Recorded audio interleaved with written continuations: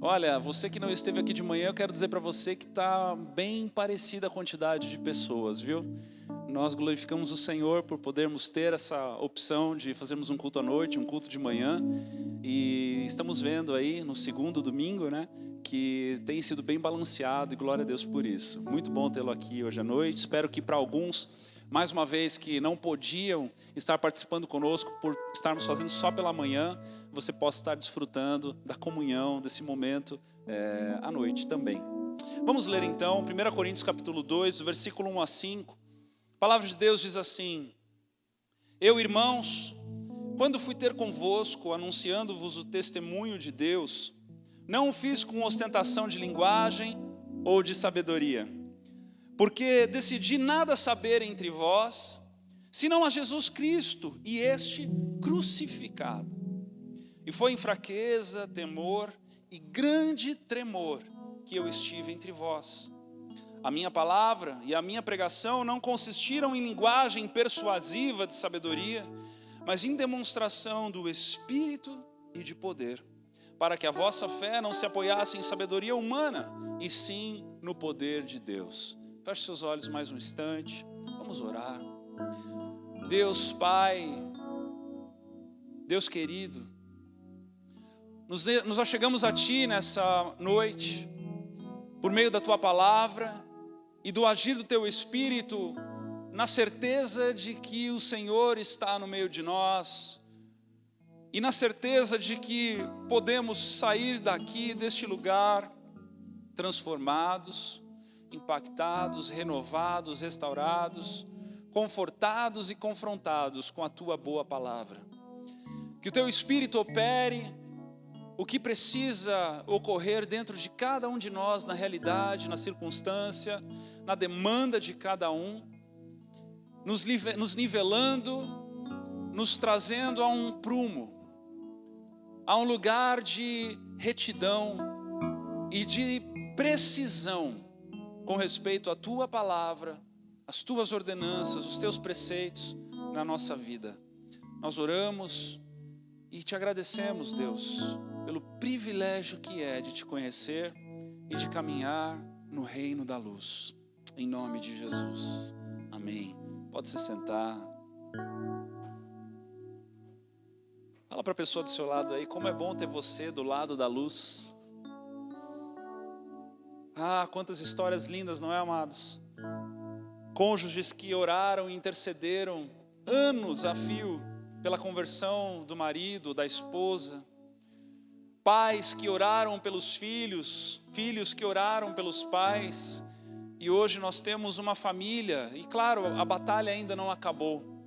E a você que ainda não tem aquele teu ente querido que você tanto gostaria que ele estivesse aqui nessa noite, continue perseverando, continue orando, porque o poder de Deus se aperfeiçoa na nossa fraqueza. E quando nós quebrantamos o nosso coração na presença de Deus, Ele nos ouve.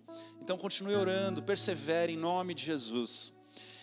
E assim, desta forma, com as histórias, com os testemunhos, é que Paulo começa esse trecho da palavra, lembrando aqueles a quem iriam ler, de que ele não fez o anúncio da palavra com a ostentação de linguagem ou de sabedoria, mas que foi através do testemunho. Foi através de uma história de um homem que outrora era perseguidor do evangelho, que outrora era alguém que perseguia aqueles que eram do caminho, e que num determinado momento se defronta com a verdade de Cristo, e essa verdade o traz para uma nova realidade. E não somente isso, mas agora ele se torna então um proclamador das boas novas, o apóstolo dos gentios. E ele, ao escrever aos Coríntios, neste momento onde ele estava trabalhando o coração orgulhoso, o coração altivo dos coríntios, o coração daqueles que estavam selecionando, que ora eram de Paulo, outro de Apolo, e ele estava ali então lembrando: ei, eu me acheguei a vocês anunciando o testemunho de Deus, e é pelo testemunho de Deus em mim e em vocês, de Cristo, que deve prevalecer. Porque ele não é uma grande eloquência, um discurso bonito, mas ele é um Deus presente. Ele é um Deus de perto, ele é um Deus de longe, mas ele é um Deus presente. É um Deus que se faz real, que tem boca e fala, que tem ouvidos e ouve, que tem olhos e vê.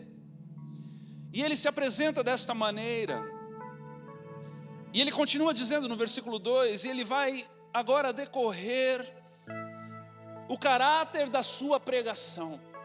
Ele vai decorrer a profundidade das suas palavras, o modo pelo qual ele apresenta o Evangelho. E ele diz: porque decidi nada saber entre vós. Amados, Paulo não era um homem qualquer. Paulo era um homem de Tarso, uma cidade rica na cultura daquele mundo, uma cidade que o ensinou as culturas, que o ensinou a se portar em todas as ocasiões. Um homem que ele era da linhagem dos fariseus, totalmente versado no Pentateuco, nas Escrituras, na cultura judaica. Um homem que também tinha a cidadania romana, ou seja, ele poderia transitar em vários outros lugares daquele mundo antigo. Um homem que conhecia o hebraico, o grego, o aramaico e provavelmente o latim. Paulo não era um homem comum. Paulo poderia muito bem entrar naquela moda de um discurso eloquente. Ele poderia muito bem entrar naquela moda de tentar convencer os outros pela ideia mais brilhante. Mas ele diz aqui para mim, para você e para aquela igreja naquela época: eu decidi nada saber entre vós, senão a Jesus Cristo e este crucificado. Paulo então começa a trazer à tona o teor do seu ensino, o teor do seu testemunho, e começa a lembrar que Cristo deve ser apresentado no modo crucificado. Um pouco atrás, ele diz lá no capítulo 1, versículo 17: porque não me enviou Cristo para batizar, mas para pregar o Evangelho, não com sabedoria da palavra, para que se não anule a cruz de Cristo. E a mensagem nessa noite tem um tema, e o tema é a mensagem da cruz. A mensagem da cruz, que Paulo não abriu mão dela, porque a cruz, ela não é a porta de entrada do cristianismo, ela é o centro onde eu e você todos os dias nos assentamos ao redor dela. Como para muitos hoje a cruz tenta ser deixada de lado, ou simplesmente apresentada no início da jornada cristã, porque talvez ela seja agressiva demais para aqueles que tentam agradar os outros com seus discursos expressivos e pomposos e suntuosos em palavras que agradam a alma, que aquecem a alma, mas esfriam o Espírito de Deus dentro de cada um. A cruz é o lugar de reflexão profunda. A cruz é um lugar onde não há espaço para orgulho. Porque quando olhamos para a cruz de Cristo, nos lembramos que no momento de maior tragédia, no momento onde o discipulado estava enfraquecido, no momento onde os seus discípulos, os seus seguidores olhavam para aquilo e não compreendiam nada, porque estavam esperando um grande líder político, uma pessoa que causaria uma revolução na terra, da perspectiva humana. E no momento de maior fragilidade, no momento de maior nudez divina, no momento onde tudo parecia tragédia, o maravilhoso de Deus é instaurado, o perfeito de Deus é anunciado, a nova vida é apresentada, e Cristo, aquele que carregou sobre si todos os pecados do mundo antigo, do mundo antes dele, do mundo enquanto ele estava vivo e do mundo após ele, carregando sobre si no madeiro, lugar de aparentemente tragédia total, o mesmo lugar de vitória celestial.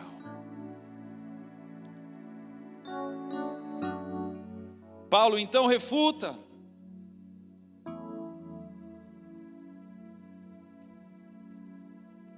Paulo então vai refutar aqueles que tiram a cruz do Evangelho.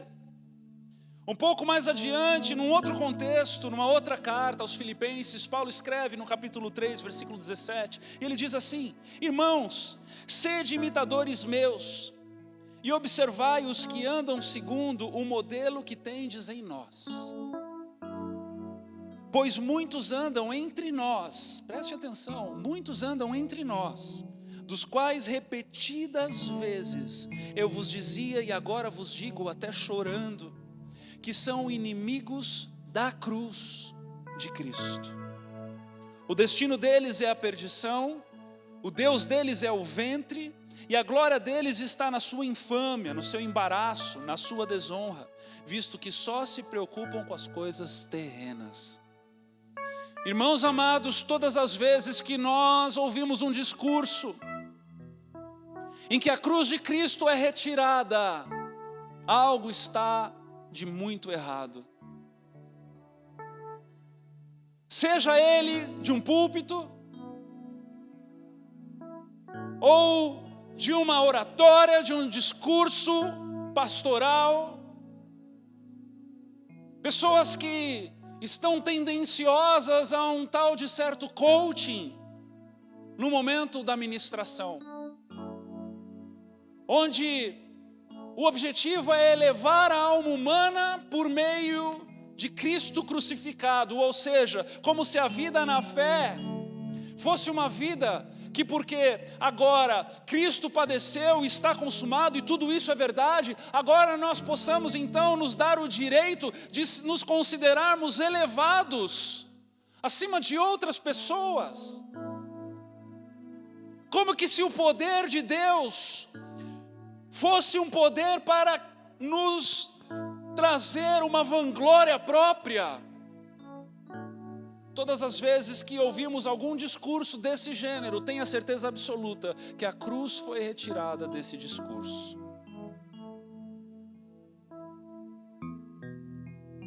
Sim, ressuscitaremos com Ele. Ele ressuscitou e por isso ressuscitaremos, amém? Ele é o primeiro de muitos, amém? Mas fato é que não há ninguém aqui entre nós ainda ressuscitado. Tem alguém aqui que já ressuscitou? Se ninguém ressuscitou, a palavra que diz que viver é Cristo e morrer é lucro continua real em nós, continua verdadeira em nós. Por fé ressuscitaremos com Cristo Jesus, e isso acontecerá, e não haverá mais pranto nem lágrimas. Mas nós precisamos nos lembrar que enquanto vivemos é Cristo, e se vivemos Cristo, vivemos em direção à cruz. A cruz não é um rito de passagem do novo cristão, é um lugar onde nós nos assentamos, porque quando nós olhamos para o madeiro, quando nós olhamos para o lugar onde Cristo pagou o preço por mim e por você, nós somos completamente, profundamente confrontados com a nossa humanidade, confrontados com a beleza de Deus e com a nossa feiura, confrontados com a santidade de Deus e com a nossa carnalidade. Esse é o ambiente que é proposto, esse é o lugar de início da igreja, e este é o lugar onde uma igreja que busca viver um evangelho genuíno permanece aos pés da cruz de Cristo. Aos pés da cruz de Cristo. Veja o versículo 3, o que Paulo continua dizendo. Ele diz: foi em fraqueza, temor e grande tremor que eu estive entre vós. porque ele sabia que no maior momento de vergonha de Cristo está lá o maior momento de glória.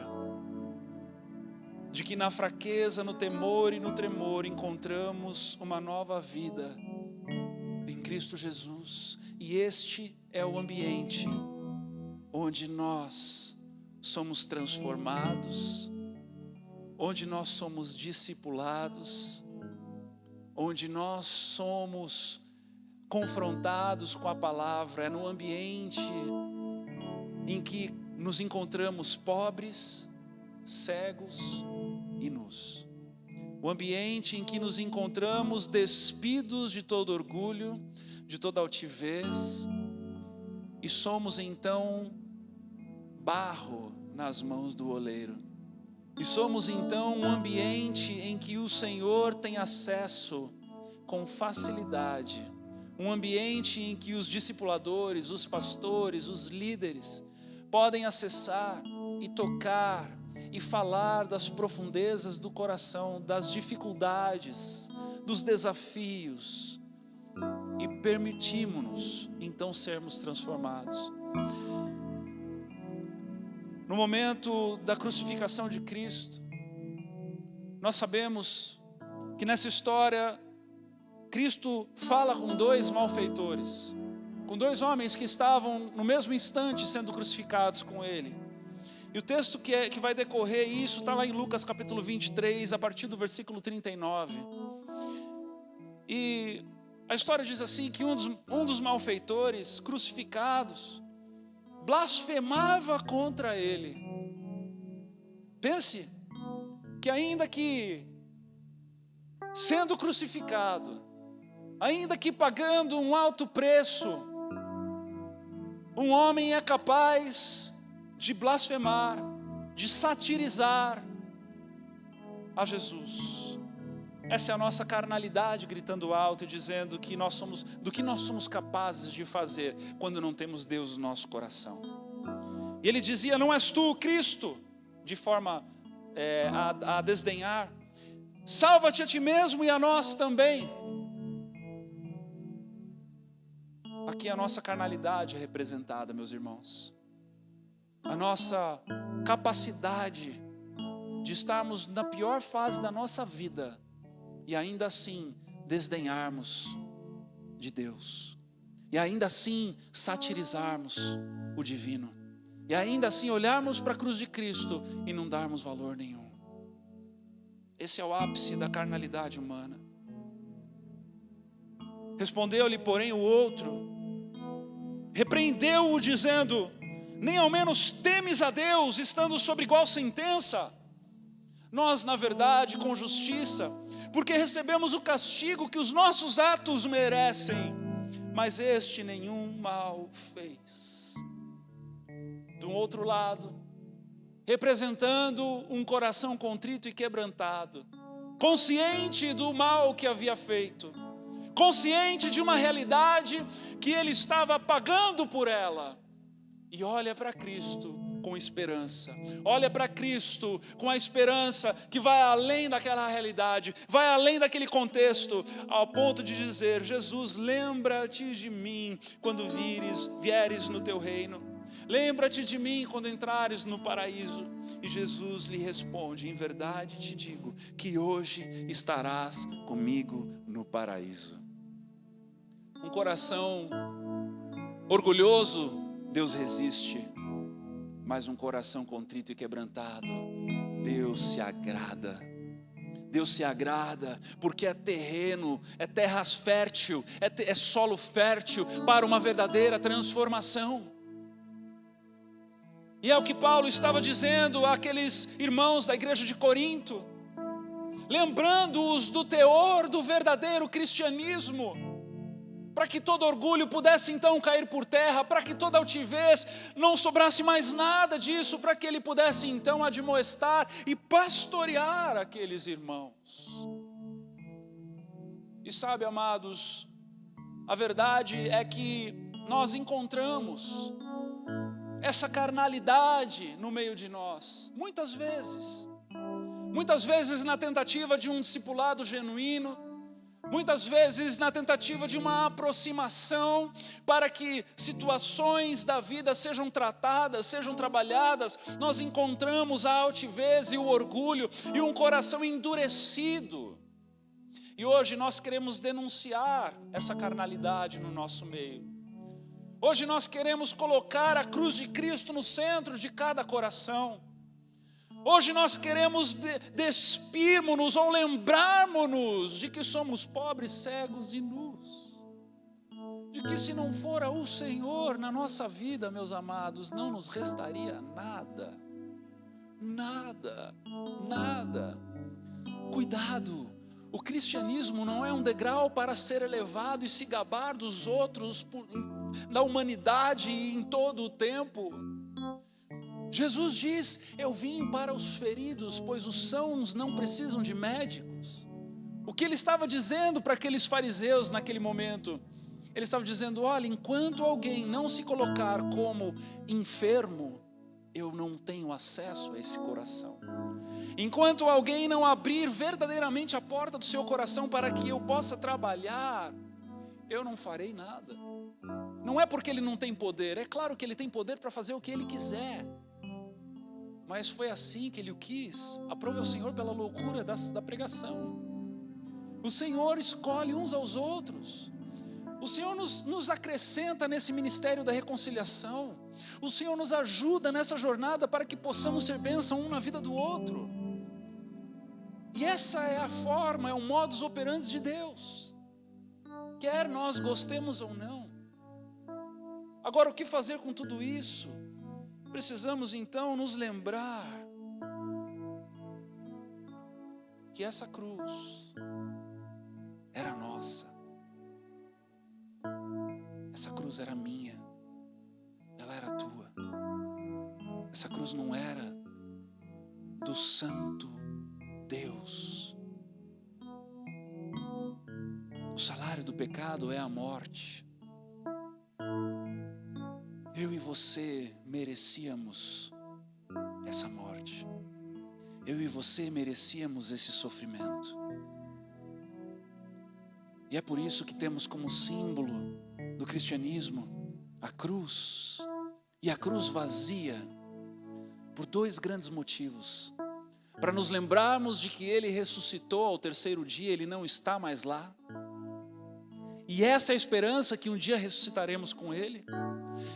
Mas também vazia para olharmos para ela e nos vermos nela. E nos encontrarmos nela.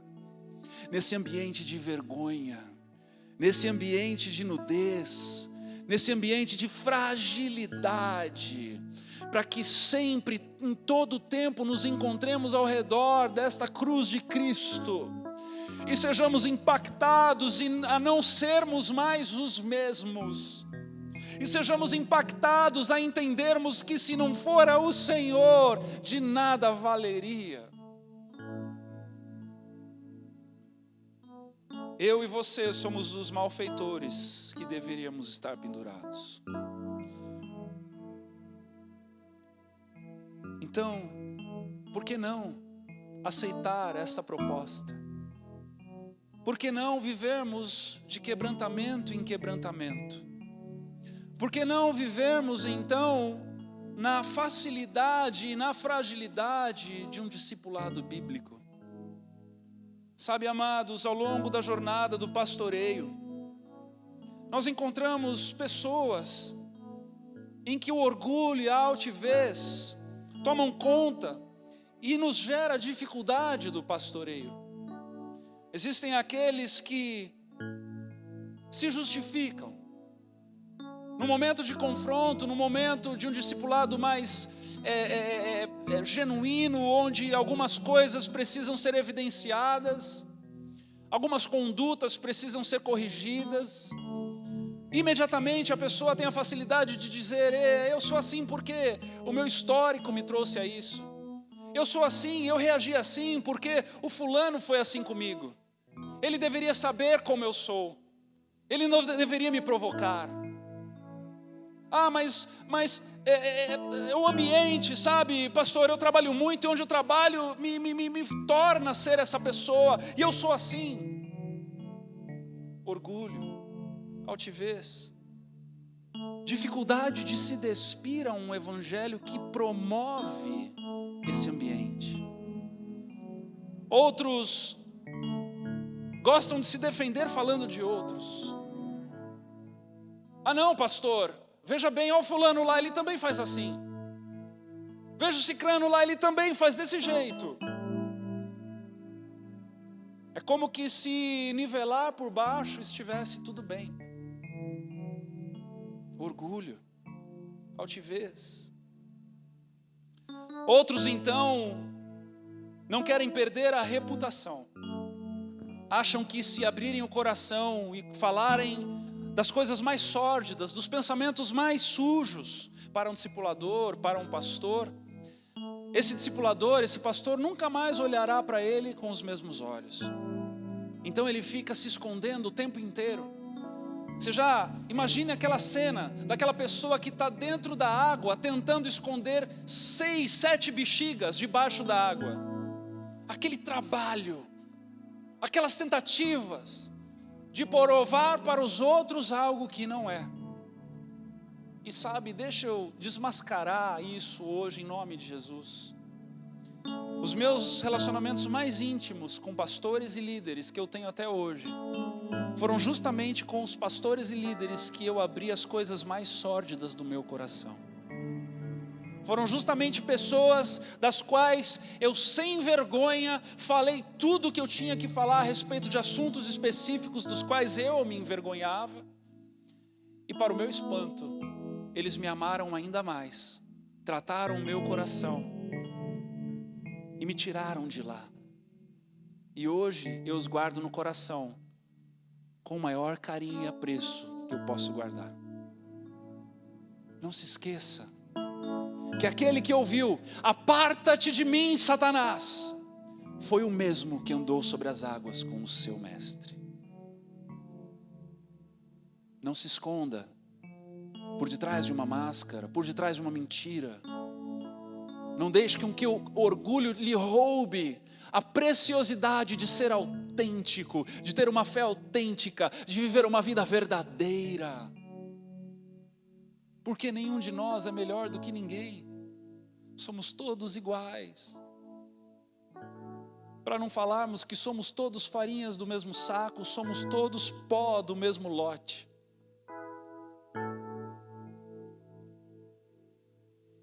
Existem aqueles também que não temem a Deus. É engraçado. Esse é um orgulho interessante. Porque se quebranta, está o tempo todo disponível para conversas profundas, abre o coração, quando o procura ele está disposto, mas passa 1, 2, 5 anos, nada muda, falta o temor, falta seriedade nas coisas de Deus. É também um tipo de orgulho. E tem aqueles também que se escondem numa superioridade de espiritualidade, que toda vez em que o calo aperta, ou em que o discipulado bate a porta, que o pastoreio confronta alguma coisa, ela tira da manga um Deus me disse, e muda o seu trajeto, sai pela culatra. E aí a gente ouve pessoas dizendo, Deus me disse uma coisa, na outra semana Deus me disse outra coisa, e a impressão que dá, muitas das vezes, é que Deus é bipolar. Ou é tanto Deus me disse que às vezes eu imagino que até Adão, que se encontrava todas as tardes com Deus, teria inveja dessa pessoa. É um tipo de orgulho. É um tipo de orgulho. E o Senhor então nos chama para nos assentarmos ao redor da cruz. Porque nada mais, nada menos do que a cruz é o antídoto contra tudo isso. É o lugar onde nós nos achegamos e nos encontramos de igual para igual e podemos então falar das fraquezas e das debilidades do nosso coração para alguém que também está disposto a ser autêntico e falar das fraquezas e debilidades do seu coração. para que a mudança seja gerada, para que o crescimento seja oferecido, para que uma vida nova seja então vivida na autenticidade dela. Meus amados, o discipulado é de verdade, só para quem é de verdade com o seu discipulador. O discipulado é de verdade, só para quem é de verdade com o seu discipulador. Só para quem não tem vergonha de rasgar o coração, só para quem não se esconde por detrás das desculpas, só para quem genuinamente sabe a maravilha que é ser cuidado e estar num ambiente onde o Senhor pode tratar, lidar, trabalhar, aparar as arestas, cuidar das feridas. Que coisa maravilhosa! Paulo estava começando uma carta tensa, uma carta difícil, nós veremos mais à frente, assuntos delicadíssimos, mas ele estava dizendo: irmãos, vamos pelo caminho da cruz, irmãos, vamos pelo caminho da humilhação, irmãos, vamos pelo caminho de nos lembrarmos de que não somos maiores e melhores do que ninguém aqui. Não é porque sou Paulo, não é porque aquele é Apolo, que somos maiores ou melhores, mas todos nós devemos nos assentar em volta dessa cruz e conversarmos de igual para igual, nos despindo de todo orgulho e de toda altivez. No versículo 4 e 5, Paulo vai escrever: a minha palavra e a minha pregação não consistiram em linguagem persuasiva de sabedoria, mas em demonstração do Espírito e de poder, para que a vossa fé não se apoiasse em sabedoria humana, e sim no poder de Deus. Sabe quando o maior efeito que a palavra de domingo pode gerar, sabe onde é este lugar? É num grupo pequeno, é no meio dos em casas, é quando a palavra que é pregada é um guia para que os corações feridos sejam expostos no meio de pessoas de confiança, pessoas que caminham juntas, pessoas que se conhecem pelo nome, pelo caminhar, pelo convívio, vivem nessa intensidade, podem abrir o coração, permitir que alguém ore por ela, permitir com que a história do outro o toque ao ponto de gerar então esse lugar de transformação. Sabe, queridos, de forma bem popular, o que acontece numa igreja saudável é que o pregador do púlpito levanta a bola para o líder de grupo pequeno cortar. É a oportunidade de trabalhar em lugares de pessoas que têm nome, que têm uma história, que têm uma jornada e que não estão somente como ouvintes, mas estão ali como pessoas vivas, respirando e buscando praticar a nova vida. Alguns de vocês que estão aqui, eu sei que não frequentam grupos pequenos, mas eu quero dizer a você especificamente: não abra mão do grupo pequeno. Não abra mão, porque você estará abrindo mão de coisas muito profundas e importantes.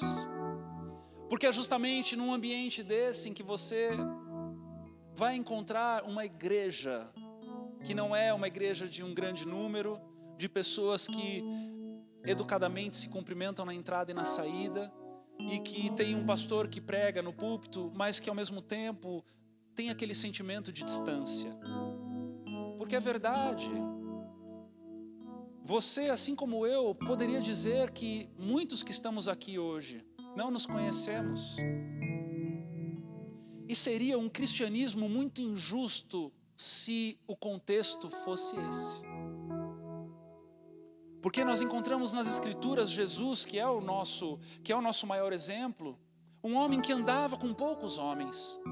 E nesses poucos homens ele tinha acesso ao coração, ele ensinava, ele admoestava, Ele estava constantemente lidando, na lida, de casa em casa, no templo, nas ruas, nos milagres, nos momentos de confronto.